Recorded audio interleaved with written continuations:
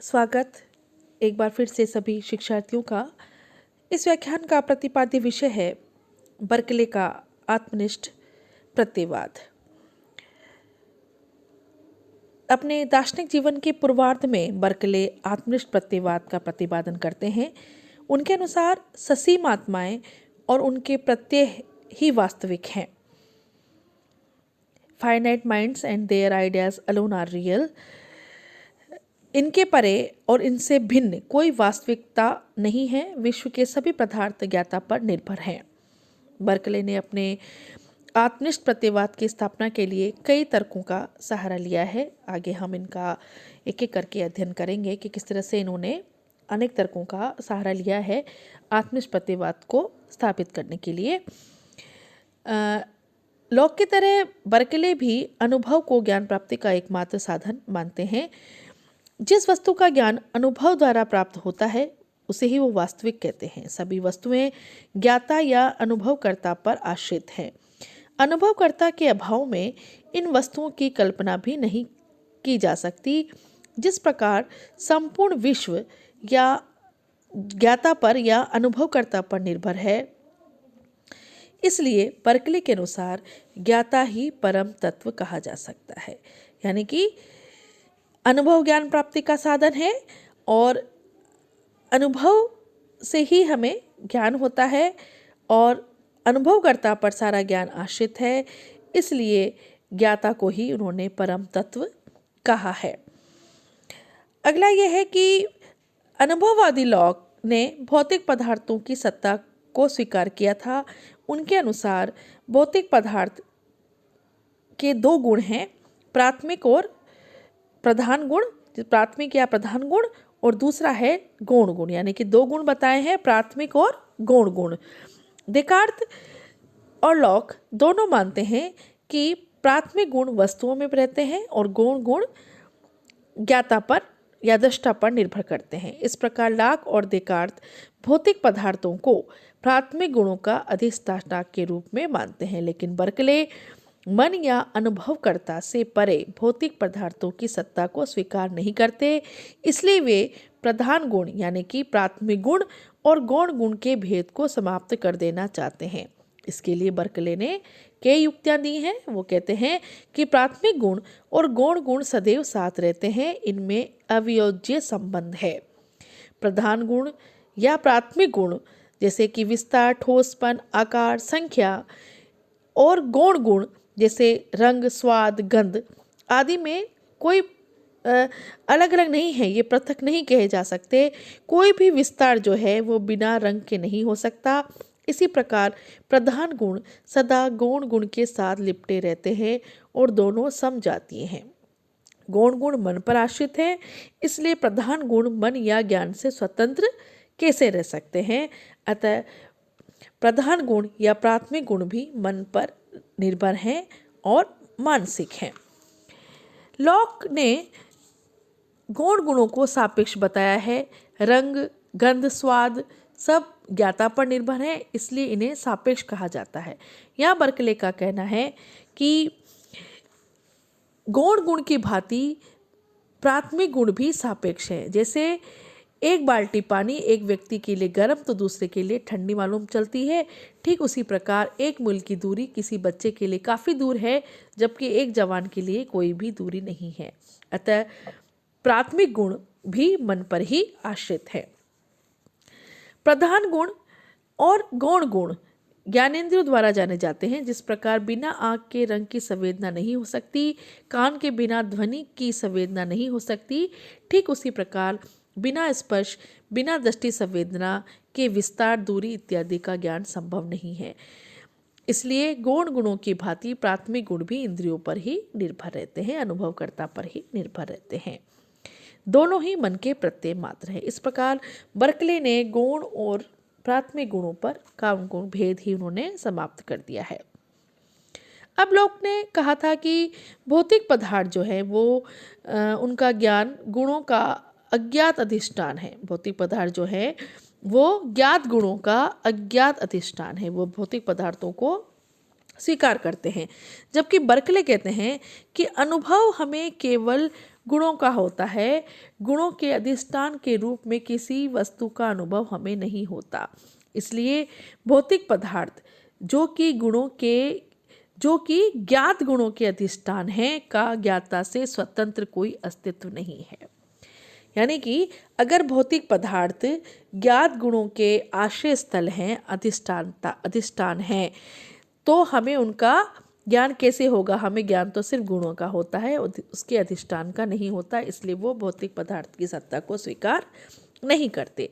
Lock ने प्राथमिक और गौण गुणों के अंतर के आधार पर यह बताया था कि प्राथमिक गुण संबंधी हमारे जो प्रत्यय हैं वो वस्तुनिष्ठ गुणों के प्रतिबिंब हैं और गौण गुण मानसिक। बर्कले सर्वप्रथम प्राथमिक और गौण गुणों के द्वैत को स्वीकार ही नहीं करते। पुनः उनका कहना है कि किसी भी वस्तु के प्रतिबिंब को अच्छी तरह समझने के लिए ये आवश्यक है कि उसकी तुलना उसकी मूल वस्तु से की जाए। भौतिक पदार्थों को प्रत्ययों के सिवा किसी अन्य साधन से नहीं जाना जा सकता। इस स्थिति में ये कैसे कहा जा सकता है कि अमुक प्रत्यय अमुक भौतिक पदार्थ के गुण की प्रतिलिपि है? इस प्रकार भौतिक द्रव्य का प्रत्यय से भिन्न ज्ञान नहीं हो सकता। इसलिए बर्कले मानसिक प्रत्यय से भिन्न किसी सत्ता को स्वीकार नहीं करते। अब बर्कले के अनुसार जड़ एक भाववाचक विचार है जिसका कोई अस्तित्व नहीं है। अतः भौतिक पदार्थ का स्वतंत्र अस्तित्व नहीं है। लॉक की जो ये आलोचना करी है बर्कले अपने आत्मिष्ट प्रत्ययवाद की इस तरह से उनकी आलोचना करके स्थापना करते हैं।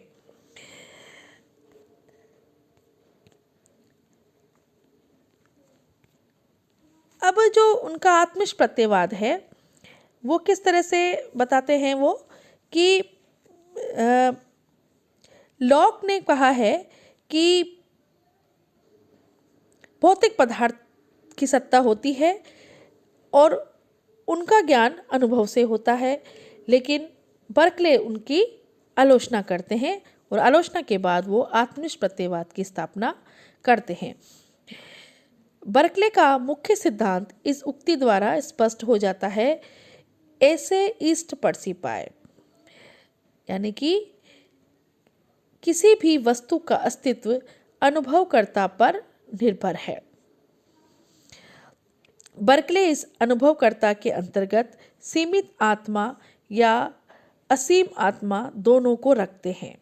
वे आत्मिष्ठ प्रत्ययवादी के रूप में सीमित आत्मा और उनके प्रत्ययों को ही परमार्थ मानते हैं। सीमित आत्मा या ईश्वर को वो अपने जीवन के उत्तरार्ध में स्वीकार करते हैं और यहाँ उनके आत्मिष्ठ प्रत्ययवाद पर हम विचार करते हैं कि क्या उन्होंने कहा है। यानी कि उन्होंने, जिसे हमने अभी इससे पहले पूर्व के विचारों में अभी देखा कि किस तरह से उन्होंने मानसिक प्रत्यय से भिन्न किसी की सत्ता को स्वीकार नहीं किया, भौतिक पदार्थों का स्वतंत्र अस्तित्व उन्होंने स्वीकार नहीं किया और किस तरह से उन्होंने प्राथमिक और गौण गुणों के भेद को भी स्वीकार नहीं किया।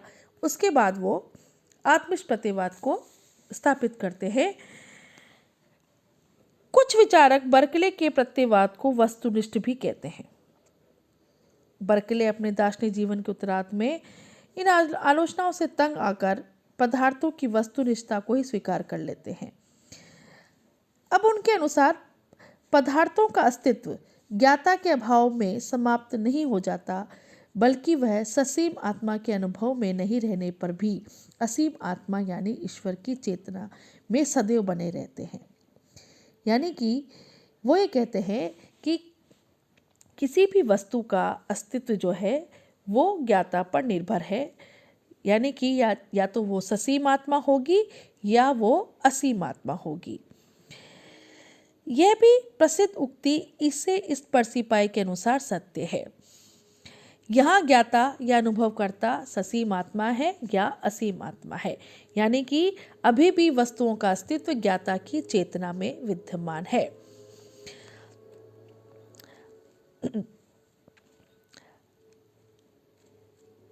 अब उन्होंने ईश्वर और विश्व के बीच में परस्पर संबंध के बारे में भी विवेचना की है कि जैसे हीगल के अनुसार ईश्वर और विश्व दोनों एक दूसरे के लिए अनिवार्य है। ईश्वर और विश्व में वही संबंध है जो कवि और कविता या चित्रकार और चित्र में है। ईश्वर उसी क्षण तक कवि है जिस क्षण तक कविता करता है। चित्रकार उसी क्षण तक चित्रकार है जिस क्षण तक वो चित्र बनाता है। बिना कवि के कविता नहीं हो सकती, बिना चित्रकार के चित्र नहीं बन सकता। उसी तरह ईश्वर सृष्टिकर्ता के रूप में निरंतर सृष्टि रचना करता है। बिना ईश्वर के विश्व की रचना नहीं हो सकती। बर्कले ने ईश्वर और विश्व के अविभाज्य संबंध को वो नहीं मानते। उनके अनुसार ईश्वर विश्व के लिए अनिवार्य है, किंतु विश्व ईश्वर के लिए अनिवार्य नहीं। ईश्वर विश्व के अभाव में भी रह सकता है। इसलिए बर्कले को वस्तुनिष्ठ प्रत्ययवादी नहीं कहा जा सकता, जैसा कि उन पर आरोप लगाया गया है। बर्कले सिर्फ और सिर्फ आत्मनिष्ठ प्रत्ययवादी हैं, जो ये कहते हैं कि वस्तुओं का अस्तित्व ज्ञाता पर यानी कि उनके अनुभवकर्ता पर निर्भर है। वस्तुएं आत्मनिष्ठ होती हैं, ज्ञाता पर निर्भर करती हैं। आइए अब हम इनके आत्मनिष्ठ प्रत्ययवाद की जो आलोचनाएं हुई हैं, कुछ उल्लेखनीय आलोचनाएं हैं, उन पर अध्ययन कर लेते हैं क्या क्या उनकी आलोचनाएं हुई हैं। इसमें कुछ प्रमुख आलोचना ये है कि वस्तुवादियों ने के अनुसार बर्कले का जो ये आधार वाक्य है कि वो तो सत्य है किंतु उनसे प्राप्त निष्कर्ष गलत हैं। यह बात सत्य है कि हम उन वस्तुओं का पता नहीं लगा सकते जिनका हमें ज्ञान नहीं है। इस आधार पर यह नहीं कह सकते कि अज्ञात वस्तुओं के स्वरूप को हम नहीं जान सकते। इससे ये निष्कर्ष नहीं निकलता कि अज्ञात वस्तुओं के कुछ लक्षण या धर्म नहीं होते, उनका अस्तित्व किसी ज्ञाता पर निर्भर है। बर्कले का यह तर्क इस प्रकार है, चूंकि प्रत्येक भिन्न वस्तुओं का ज्ञान हमें नहीं होता, इसलिए प्रत्येक भिन्न वस्तुओं की सत्ता नहीं है। यह दोषपूर्ण है। यहाँ पर यह दोष नजर आता है। हीगल ने भी कुछ दोष व्यक्त किए हैं। कहते हैं कि ज्ञान प्रक्रिया में ज्ञाता और ज्ञेय दोनों का रहना अनिवार्य है।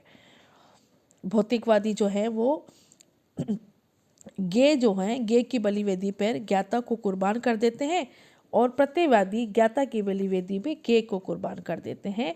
बर्कले का जो प्रत्ययवाद है वो ज्ञेय की उपेक्षा करता है, वो सिर्फ ज्ञाता पर ही जोर देता है। अब बर्कले ने ये मान लिया है कि जिन बाहरी पदार्थों का हमें प्रत्यक्ष होता है वे मन के प्रत्यय हैं। इस मान्यता को प्रमाणित करने के लिए बर्कले महोदय ने कोई प्रयास नहीं किया। यह प्रमाणित करना चाहिए था कि तथाकथित बाहरी पदार्थ यदि प्रत्यक्ष के विषय है तो ये मन के प्रत्यय है, किंतु बर्कले ने इनकी कोई आवश्यकता महसूस नहीं की।